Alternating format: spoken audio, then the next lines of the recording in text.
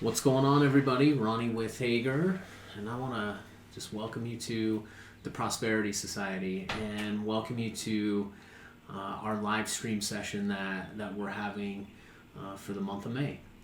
I'm really excited to be able to do this with you guys and do it more consistently. I know this is something that I've done on and off over the past couple of years that I've been in business for myself, but when I was in business, working for another company, I had built a really big community of people who loved coming to a session like this, to where they can ask questions, that there's free reign to be able to just ask anything. So no question's a stupid question, especially when it comes to taxes.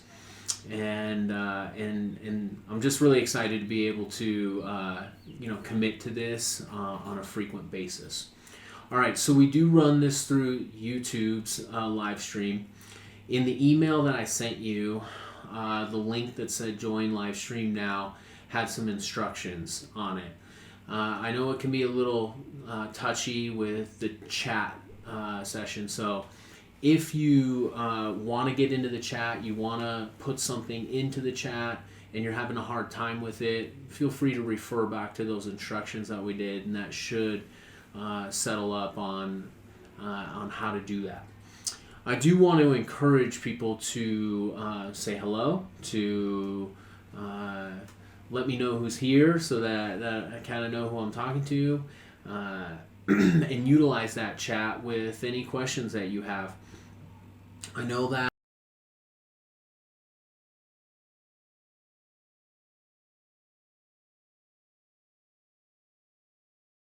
important for you guys to know right now. I'll answer the questions that you guys are pumping into the thread here, and then what I'll end up doing at the end is just talking a little bit more about the Prosperity Society, what it's going to be, and how we're going to be utilizing this for our client base. So I'm going to talk a little bit to start about the IRS. A lot of the things that I'm getting right now from people is, what is going on with the IRS? I get a lot of, where is my refund? What is taking them so long to process? How come I've never gotten any answers? How come when I call in, I'm not getting any responses? I'm getting hung up on, or I can't get through the automated dialing system. What's going on there? So, through the pandemic, there were a lot of the IRS closed down for a little while, and while they shut down, they got backlogged big time. And with that backlog, we've really just been in a situation where they're playing catch up,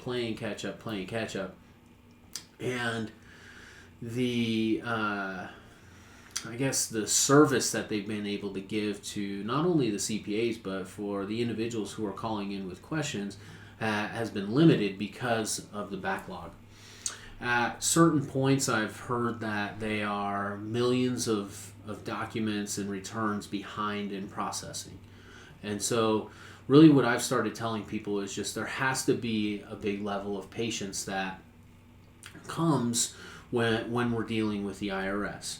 So in a nutshell, what I've been telling people is I don't really know. I don't know how long it's going to take to get the refund.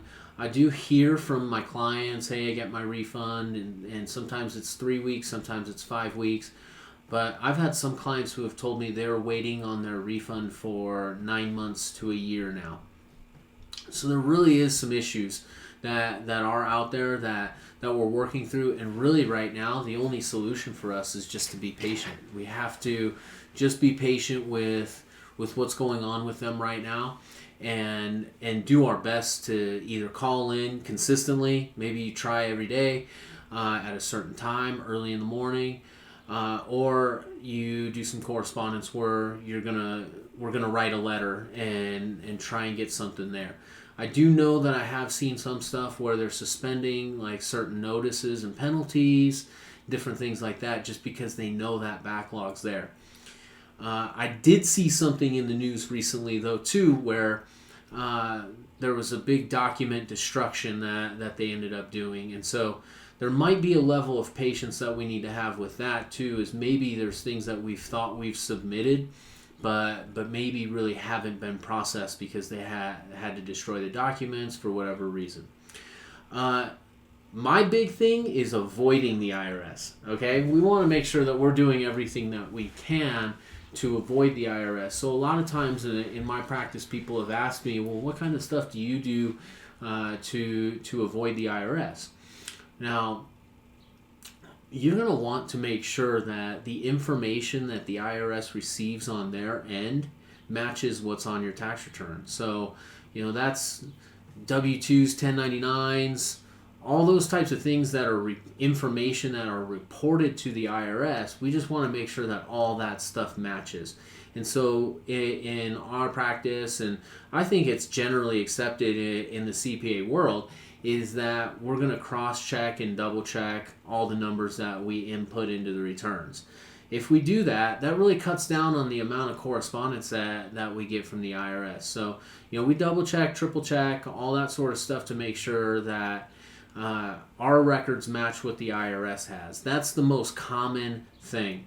I would say that where I see probably a lot of notices is going to come from people not reporting all their gambling income, or potentially they missed a 1099 from somewhere. So those are a couple areas where we really just want to make sure that we're dotting our I's, crossing our T's, and making sure. On business returns, we tie out payroll. We want to make sure that payroll ties out because that's reported on a W-2, W-3. And what we do on the business return is just make sure that everything's reported accurately. So we'll go through and make sure that your balance sheet balances. We make sure that your cash and your fixed assets and loans and all that sort of stuff that you have on your balance sheet ties out to the statements that were provided. So there's been times where people say, well, you ask for a lot of stuff. You ask a lot of questions. And so that's something that I would challenge everybody to look out for, is work with somebody who asks a lot of questions, because the reason that we're asking those questions is to make sure that we can kind of avoid the IRS. So let's try to avoid them. It's not going to always happen, but there are some things that we could do in our process to make sure that you're avoiding the IRS. All right, getting more people coming in.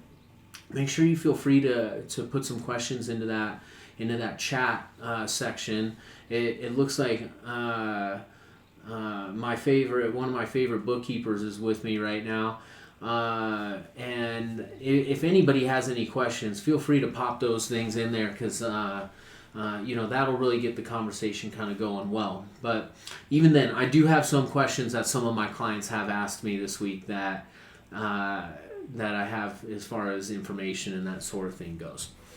All right, the next question that I'm going to talk about is, what is the ERC? You maybe have seen emails or different marketing materials about this ERC. It's what it stands for is an employee retention credit. Now, over the last couple of years, we didn't want layoffs, and the government didn't want layoffs. So there was money that was earmarked for businesses to help keep employees employed and make sure that that business owners didn't lay people off or fire people throughout the pandemic. So this ERC stands for Employee Retention Credit. And what that credit is, it allows business owners to receive a portion of somebody's salary as straight cash. You can apply for this credit and literally get a refund of cash for keeping your employees through the pandemic. So, obviously this has all happened already. And, what's kind of done is done as far as 2020 and 21. But you're still eligible to be able to ask for those credits.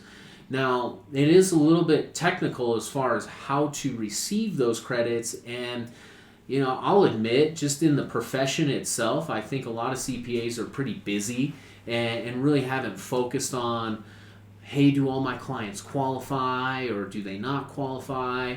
And really, I think there's become a pretty decent sized reliance on kind of some specialty companies who are only doing employee retention credits. And so these credits are really valuable to a business owner. I mean, if you qualify, it really is a great credit that I would encourage everybody to apply for. Now, I do know that it's taking 6 months to a year to receive the money, but as far as the qualifications for it, essentially, if you kept your employees through the pandemic, if your operations were affected by the pandemic, then then you pretty much can qualify. Now, there's different caveats to who qualifies, and you want to work with somebody that's reputable on it and make sure that you're using somebody that is doing these and isn't just cranking them out, because there could be exposure if you didn't really qualify. But somebody's reputable, they're doing their due diligence on your business, making sure that you go through those steps. There could be a really big chunk of money that you would qualify for, that would really be supportive in the business. And there is money that's set aside for this. There's still money out there because business owners didn't take advantage of it as much as they should have.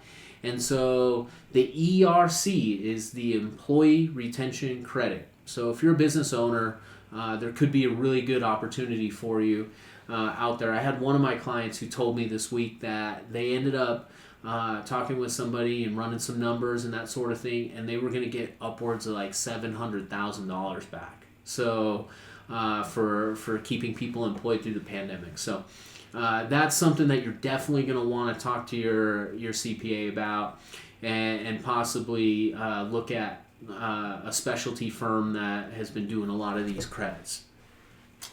All right, the next thing I'm going to talk about is cryptocurrency. There was a new box that is on the tax return, and it says, did you buy, sell, or exchange any cryptocurrency during the year 2021? And, I realize that, this is something that a lot of people have kind of jumped into over the past year or so. It's become kind of the new craze as far as investments go, and I know a lot of people have gotten into it. And so the IRS, because crypto is deregulated in a lot of ways, some ways it's not, but in a lot of ways it's a way that people have kind of been able to move some money without the government really knowing about it. Now, the government kind of catching on to all that sort of stuff, and when they put the question on the tax return, it kind of puts the pressure on the CPA to get an answer and to make sure that our clients are compliant on it. And so you've probably noticed, but with all the different emails that we've sent out when we're going through and doing the tax returns, we're always saying, do you have any crypto transactions this year? And so I wanted to answer that question. Do you have to report crypto? If you ended up selling and exchanging cryptocurrency, then you do need to report it. Now, if you just put $100 in and bought something, you don't need to report that. But if you have taxable sales or gains, losses from crypto sales, then you do need to report it. Well, now comes the tricky part. The tricky part was like, well, how do I report it? Because the prices are so volatile and they change all the time.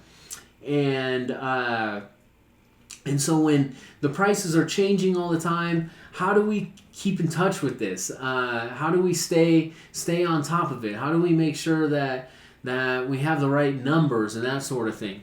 Now, if you're on something like Coinbase has some really cool reports that we could just kind of pull off of there and attach to your tax return and report your gains and losses.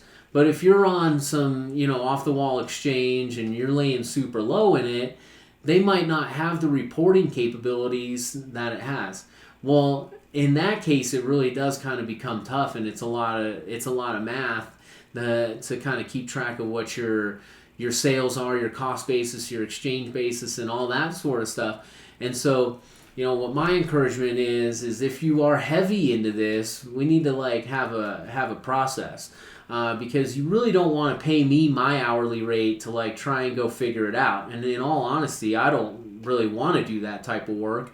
And so there are some tools out there that can kind of keep track of stuff. One that we've used a lot and have talked a lot about this year is Coin Tracker, where that kind of lets you just dump everything in, and it kind of spits out what the tax form should look like. It costs a few $100 to do it, but it's well worth it. And so, if you're heavy into the crypto thing, I really do want to let you know that you should be reporting it. You should make sure that you're kind of keeping tabs on it, and not just something that rolls into tax season. That roll into tax season and then say, hey, like, I need you to kind of work this out for me and figure this out for me. So anyhow, that's kind of some information that I wanted to throw out there when it came to cryptocurrency, and kind of some of the reporting requirements that have changed, and kind of some of the more hot button stuff that we've had this year on that. So make sure you stay on top of it. If you're doing something like mining crypto, there are tax issues that come around that. And what I'll probably do is maybe do some videos separately on the specifics if you're mining versus just buying and selling and those types of things. But it is an issue and something that you should be reporting on. All right, let's see. The next thing I want to talk about is document retention. We kind of talked about avoiding the IRS. Sometimes you're not necessarily going to be able to avoid the IRS. There's going to be times where maybe you do have an audit that you're going to have to deal with. And the best thing that I could kind of share with you is how to be prepared for that sort of thing. I haven't really been through a lot of audits. A lot of my clients haven't been audited. I'd love to think that's just because of the way that we do the tax returns. But it also could just be, the luck of the draw. But if you are audited, I think the number one thing that I've seen is that people, the auditors that are coming in and looking over things, they just want to see if you're organized. And they could sniff that out right away. They could sniff out if you're organized right away. I've noticed in the times where I have been on different things, when my clients are organized and they have everything that the auditor's asking for, it goes so smooth and easy. And so document retention was something that I thought was important to talk about. I do get that question a lot where people will say, like, do I have to keep receipts? Do I have to, save those somewhere? How long do I have to save those for? And so where I'm kind of going with this is when it comes to document retention, you do need to save receipts. And it would maybe depend on the type of auditor that you got, but and the scope of the audit that they were looking at. But one question that I do want to clarify is that a credit card bill or a bank statement that maybe has something like Best Buy $200 on it, that would not fly as something that an auditor would say, okay, yeah, that's proof for office supplies.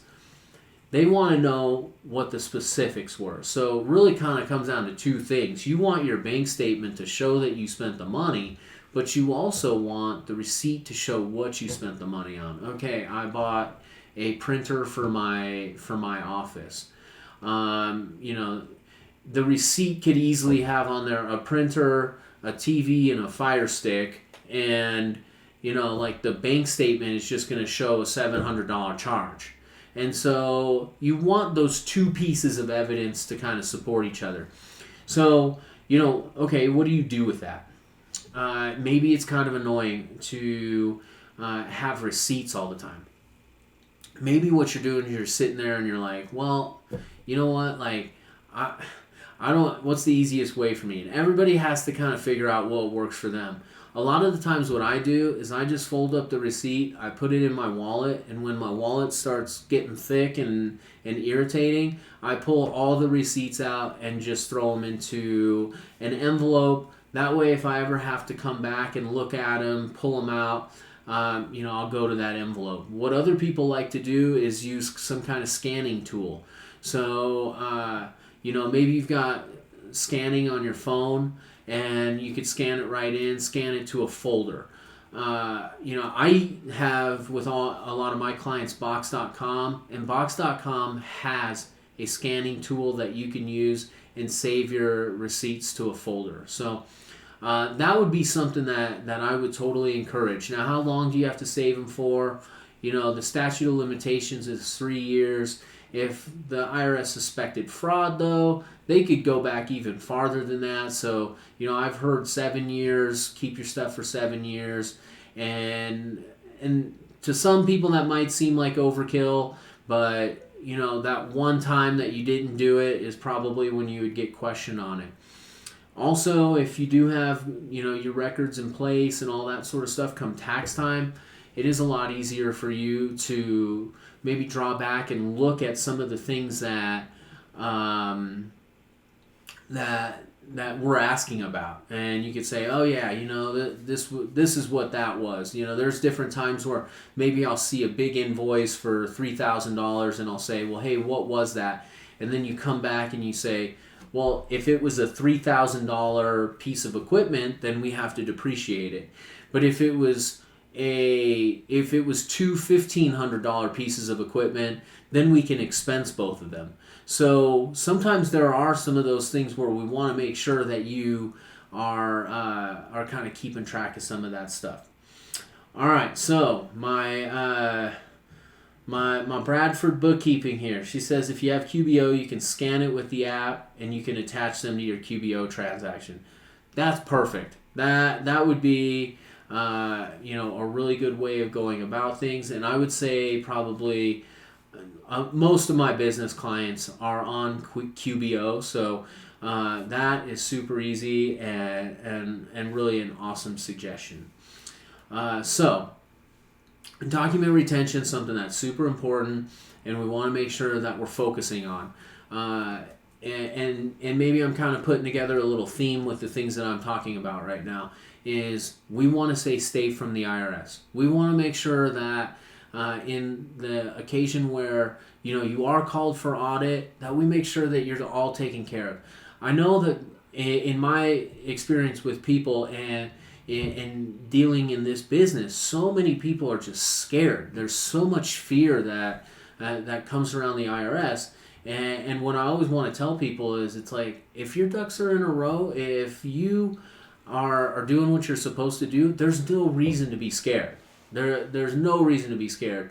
In the majority of the audits that I've done, there's been no change or little change to what's going on. So in that case, I want to make sure that I'm giving you kind of the things that need to happen for you to not have that fear in place. And that's kind of my job, right? Is to make sure that you guys that you got your rows or your ducks kind of in a row on that sort of thing. All right, so anyways, if there's not any more questions that are going to kind of pop into here, I think what I want to do is just talk a little bit more about Prosperity Society and what we're going to be doing. So this platform is meant to help people, and the reason that I kind of want to commit time to it and do it is because when I get a new client, they always say the same things. Okay, I have a CPA that isn't answering my questions. I'm not getting callbacks. I'm not, I send an email and it takes, a week to get a response. It's usually frustration over communication. And, as a CPA who has a successful practice, like, I understand it. There's times a year where there's deadlines, we get slammed, and there's so many tax returns to do that we work super late to get them all done. And so I understand that this is happening in our industry. And I also understand that there's a big need for somebody who can give valuable information. And so that's why I kind of wanted to put something like this together, because my thought is, if I could spend a little bit of time delivering this information to the masses in a bit in through camera, I guess. Then what that allows me to do is really just kind of focus in on what people's real issues are when I am talking to them, and it gives you a framework and a baseline of understanding in all these different areas, so that when it comes to tax, you at least know a baseline of what you're talking about. And in my experience, if I can help give that information on a weekly basis to people, and help people work with their CPAs more efficiently, then I have no doubt people are going to save money. And so my thought is, through the Prosperity Society, what I'm going to do is drop videos every single week that has specific tax tips. They aren't going to be long videos. They're going to be 5 to 10 minute videos that just nail in on one specific question. I know that, time is an issue, and not a lot of people have a ton of time to be able to just jump into something and always look at these types of things. But, if I did a 5 to 10 minute video, my thought is you would be able to learn about a specific topic in that 5 to 10 minute period. So I'm going to drop one of those videos every week. And then once a month, I'm going to do a Q&A session that's set up like this, to where people can come in and just pump their questions into a chat, and I will just rapid fire answer those questions. Now, this is going to be a spot where, if your CPA is not responding to you, or there's been a week delay in that email, you're going to be able to submit that question and get an answer to it. And so what I'll say is, as there's 10 people watching, there's 20 people watching, 50 people watching, 100, as that grows and the community becomes bigger, then what you'll end up loving to do, and this is feedback that I've gotten from people in the past, is you'll log in to listen, because you might not know what question to ask, but you want to listen to what other people are asking who are in the same spot you are. All right, so it's a community of information. It's meant to help people become smarter when it comes to their business. It's helping people become smarter when it comes to their finances and the decisions that they're making on a day-to-day basis. So I have no doubt that the community is going to be really awesome. I have no doubt that we're going to be able to grow it, and it's going to be something that is truly valuable to people. Okay, so what I'm going to do for this community, though, this community is going to be something that I charge for. It's going to be $25 a month for a membership, which is $300 a year. Now, with that, I'm going to be delivering content every single week. Now, what a CPA would normally charge is $250 to $300 an hour for a consultation. Okay, so the way that I'm looking at it is, I can give you content every single week and extend that handout to you for what 1 hour of cost would be to a CPA. So I think that there's a big time value add there. I'm going to actually even guarantee that there's going to be a value add there, because I know that the things that I'm going to talk about on a week-to-week basis are going to save you money on your taxes. You will end up saving the $300 over and over and over again when it comes to the information that I'm going to give you. In exchange for for that, I'm going to have a community that pays for it, so that you'll value it. And so, in going through different things, obviously inflation's a big thing right now. My thought is, I could raise people's fees, but what I want to do is add value in exchange for that raise. And what I also want to say is, I want my clients to be part of this. I want to work with a client base that is smart, is taking the time to invest in themselves when it comes to their tax plan and their tax situation. And me as a CPA, I want that with my client base, But this is going to extend on more than just my client base.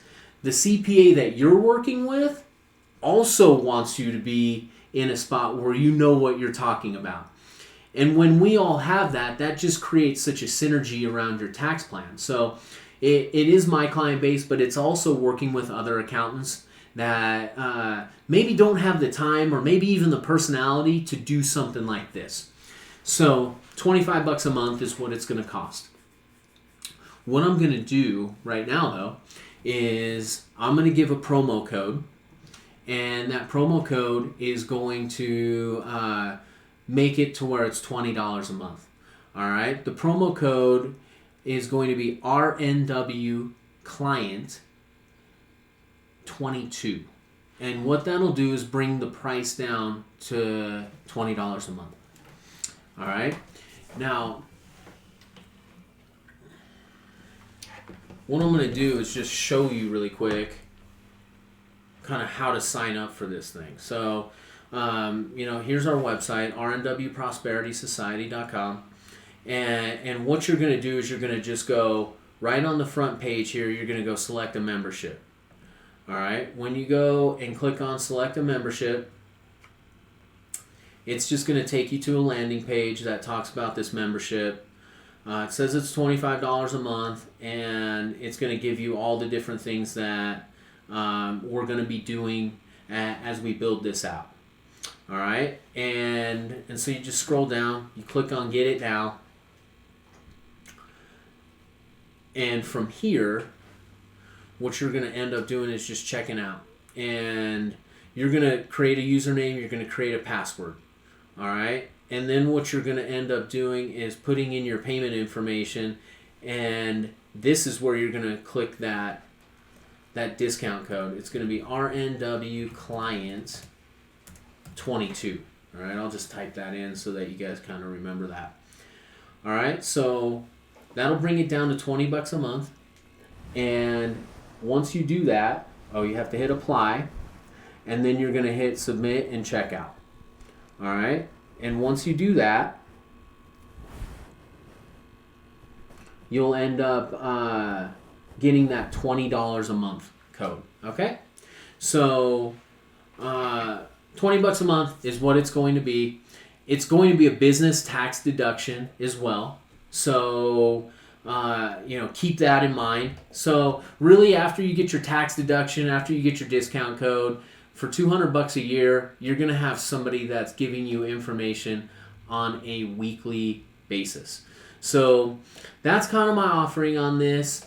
I do really want people to sign up for this. This is something that, like, when we talk on the phone, I'm gonna push this. I'm gonna invite you to the community. I want you to become part of the community. It's really the days of just being where you're not too concerned about your taxes. Hey, I'll worry about it. I'll end up worrying about it, in March or April.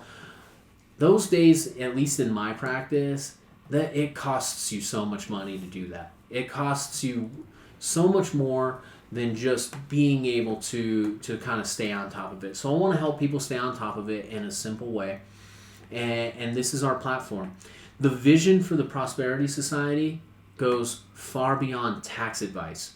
It goes far beyond tax tips and strategies. What we're talking about is going to be building into other things as well. We will be talking. We're going to get experts in certain areas. We're going to talk about investing. We're going to talk about different social situations within your practice. There's going to be a lot of different things that kind of build on what we're doing here, and we're super excited about it. So continue to stick with us. Listen to these. I realize that this is in the afternoon and maybe hard, but if you want to go back and listen to it later, that's totally going to be available for you. So anyways, we really appreciate the time today. I hope you found this to be valuable. If you have any comments or suggestions, if you have any questions that you want me to address through videos, that's all feedback that I would love to hear from you. Thanks so much for your time today, and I hope everybody has a great week. Thanks so much.